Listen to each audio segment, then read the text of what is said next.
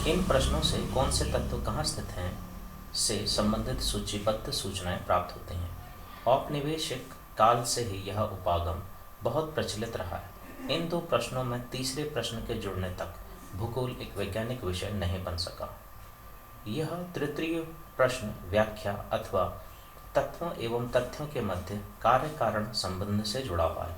भूगोल का यह पक्ष क्यों प्रश्न से जुड़ा हुआ है। एक विषय के रूप में भूगोल का क्रोड क्षेत्र से संबंधित होता है तथा स्थानिक विशेषताओं एवं गुणों का विवेचन करता है। यह क्षेत्र में तथ्यों के वितरण, स्थिति एवं केंद्रीकरण के प्रतिरूप का अध्ययन करता है तथा इन प्रतिरूपों की व्याख्या करते हुए उनका स्पष्टीकरण देता है।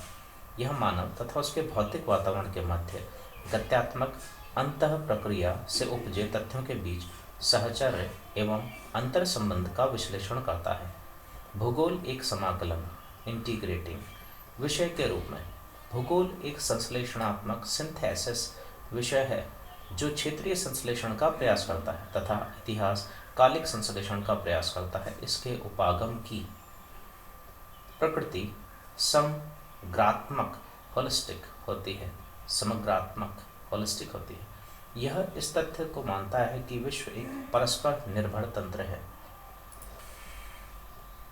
आज वर्तमान विश्व से एक वैश्विक ग्राम का प्रतिबोधन होता है। परिवहन के बेहतर साधनों तथा बढ़ती हुई गम्यता के कारण दूरियां कम हो गई हैं। श्रव्य दृश्य माध्यमों, ऑडियो विजुअल मीडिया एवं सूचना तकनीकी ने आंकड़ों को बहुत समृद्ध बना दिया है। तकनीकी ने प्राकृतिक तथ्यों तथा आर्थिक एवं सामाजिक प्राचल पैरामीटर के निरीक्षण एवं परीक्षण के बेहतर अवसर प्रदान किए हैं। भूगोल का एक संश्लेषणात्मक विषय के रूप में अनेक प्राकृतिक तथा सामाजिक विज्ञानों से अंतरापृष्ठ इंटरफेस संबंध है। प्राकृतिक या सामाजिक सभी विज्ञानों का एक मूल उद्देश्य है यथार्थता को ज्ञात करना। भूगोल यथार्थता से जुड़े तथ्यों के साहचर्य को बोधगम्य बनाता है। रेखा चित्र 1.1 भूगोल का अन्य विज्ञानों के साथ संबंध दर्शाता है। वस्तुतः विज्ञान से संबंधित सभी विषय भूगोल से जुड़े हैं क्योंकि उनके कई तत्व क्षेत्रीय संदर्भ में भिन्न भिन्न होते हैं। भूगोल स्थानिक संदर्भ में यथार्थता को समग्रता से समझने में सहायता होता है। अतः भूगोल न केवल एक स्थान से दूसरे स्थान में तथ्यों की भिन्नता पर ध्यान देता है अपितु उन्हें समग्रता में समाकलित करता है। भूगोलविद्ता को सभी संबंधित क्षेत्रों की व्यापक समझ रखने की आवश्यकता होती है जिससे कि वह उन्हें तार्किक रूप से संश्लेषित कर सके। यह संश्लेषण कुछ उदाहरणों की सहायता से सरलतापूर्वक समझाया जा सकता है। यथा भूगोल ऐतिहासिक घटनाओं को प्रभावित करता है।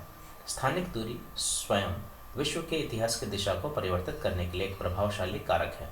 क्षेत्रीय विस्तार लड़ाई के दौरान विशेषकर पिछली शताब्दी में कई देशों के लिए सुरक्षा का साधन बना। परंपरागत युद्ध में बड़े आकार वाले देशों ने अधिक स्थान छोड़कर समय का लाभ प्राप्त किया।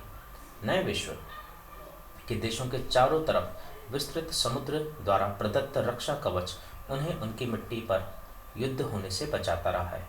यदि हम विश्व की प्रमुख ऐतिहासिक घटनाओं का विवेचन करें तो उनमें से प्रत्येक की भौगोलिक व्याख्या की जा सकती है। भारत में हिमालय का महान अवरोध के रूप में देश की रक्षा करता है परंतु उसमें विद्यमान दर्रे मध्य एशिया के आक्रमणकर्ताओं एवं प्रव्रजकों को मार्ग की सुविधा देते रहे हैं। सामुद्रिक किनारे दक्षिण पूर्व एशिया, यूरोप तथा अफ्रीका से संपर्क को प्रोत्साहित करते रहे। नौ संचालन नेविगेशन तकनीकी ने यूरोपीय देशों को भारत सहित कई एशियाई एवं अफ्रीकी राष्ट्रों पर उपनिवेशीकरण करने में सहायता की क्योंकि उन्हें समुद्र के माध्यम से गम्यता मिली। भौगोलिक तत्वों द्वारा विश्व के विभिन्न भागों में इतिहास की धारा के अपरिवर्तन के अनेक उदाहरण मिलते हैं। प्रत्येक भौगोलिक तथ्य समय के साथ परिवर्तित होता रहता है तथा समय के परिप्रेक्ष्य में उसकी व्याख्या की जा सकती है। आगे का अगले वाले वीडियो में। धन्यवाद।